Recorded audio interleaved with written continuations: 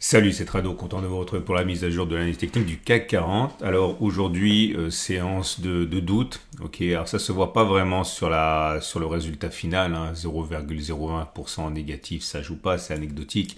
Mais ça apparaît sur une zone de résistance. 2, nous avons ce qu'on appelle ici une bougie particulière, un pin bar. Alors les pin bars, ça va être l'objet du backtest du jour. J'aime beaucoup les pin bars. À un moment dans le cercle, on utilisait beaucoup ça avant de passer à un autre setup, à d'autres setups. Mais en tout cas, je vais vous montrer pourquoi il mérite votre confiance.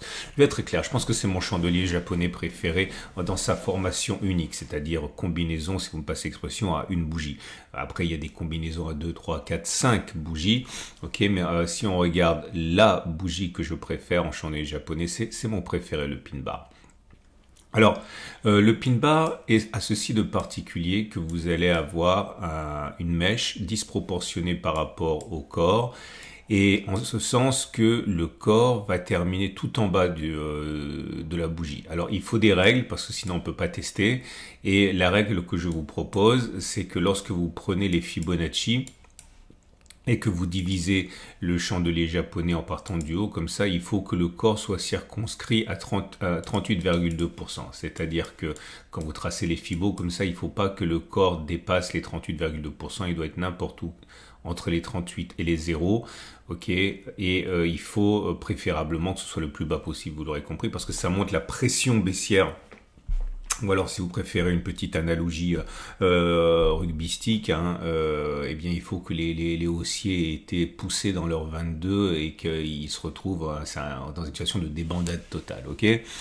Donc l'idée, c'est que vous allez avoir une pression baissière qui se met en place. Et j'ai regardé ce qui s'est. Regarde, là, vous avez un pin bar haussier.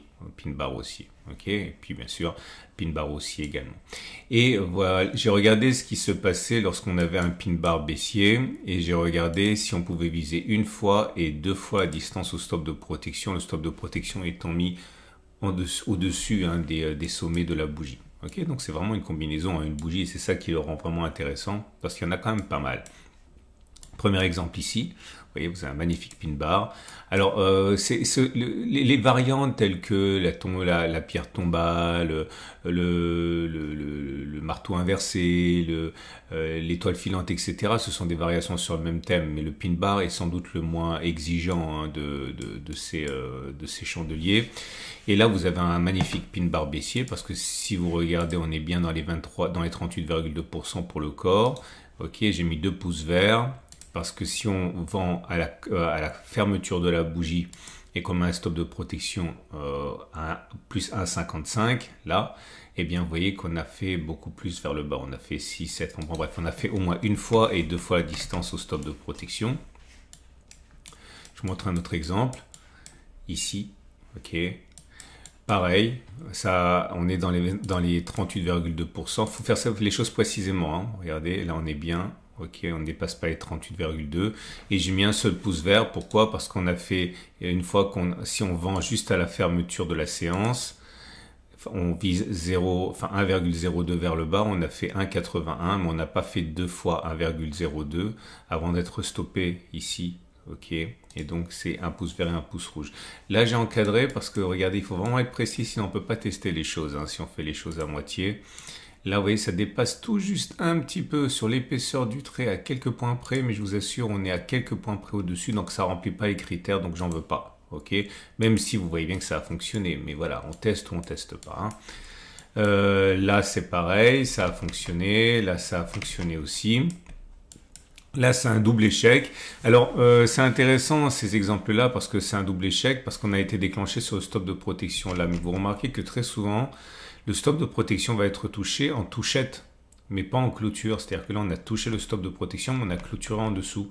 Et si on avait décidé de prendre un stop de protection en clôture et pas en touchette, ce sont des trades qui auraient été valables. Ok, mais voilà, le schéma de base, c'est la touchette. Hein.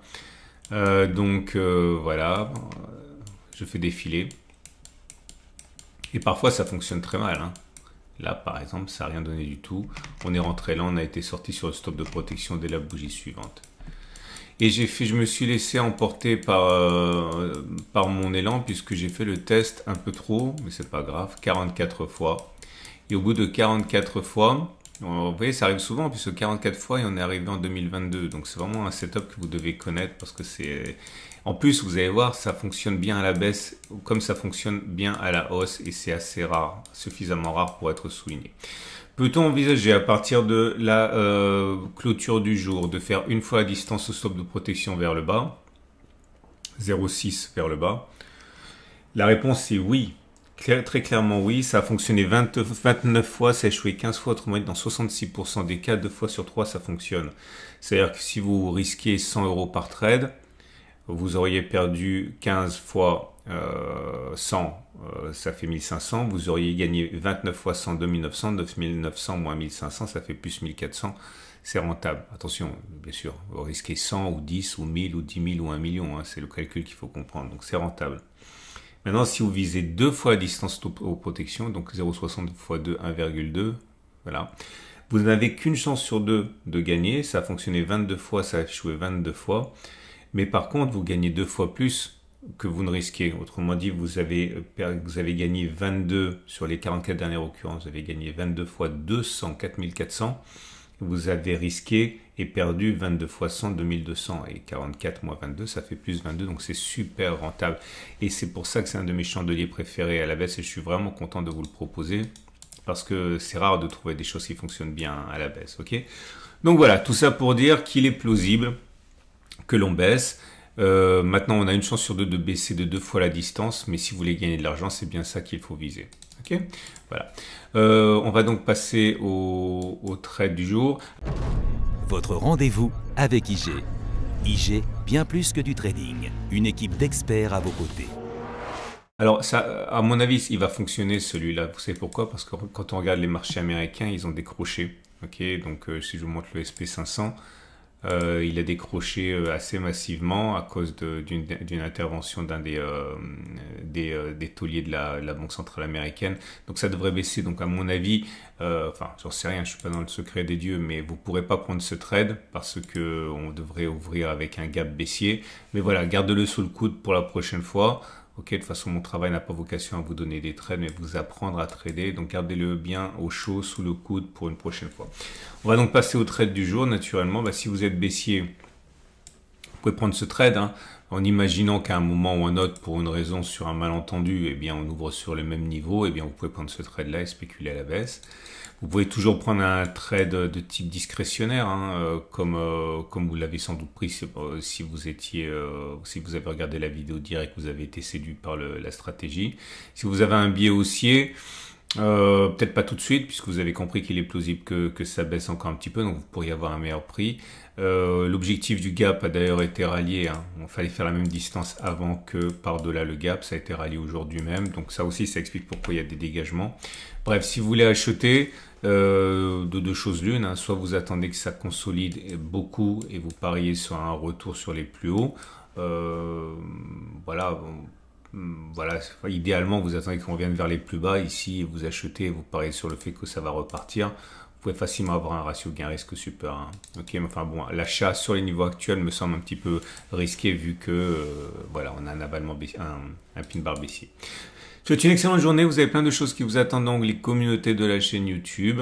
Ok, j'invite à regarder. Je vous donne rendez-vous demain pour la mise à jour. Et je le dis pas suffisamment, deux choses. Un, si vous voulez découvrir mon partenaire IG pour ouvrir un compte de démonstration, donc sans rien risquer pour trader le CAC 40 à la hausse et à la baisse, vous avez un lien en dessous de la vidéo. Dans le format qui s'appelle préparation de la semaine de training, je vous montre comment utiliser les Turbo 24 et les CFD. C'est tous les lundis, sauf lundi dernier. Paradoxalement, j'ai pas eu le temps de le faire, mais regardez les vidéos qui s'appellent préparation de la semaine de trading, sauf lundi dernier, lundi d'avant, ça c'est bon. Et si vous voulez la même plateforme que moi, n'hésitez pas, c'est très pratique cette histoire de ratio gain-risque. Là, c'est PRT, c'est gratuit. Vous avez également un lien en dessous de la vidéo. Rendez-vous demain pour plein d'autres vidéos.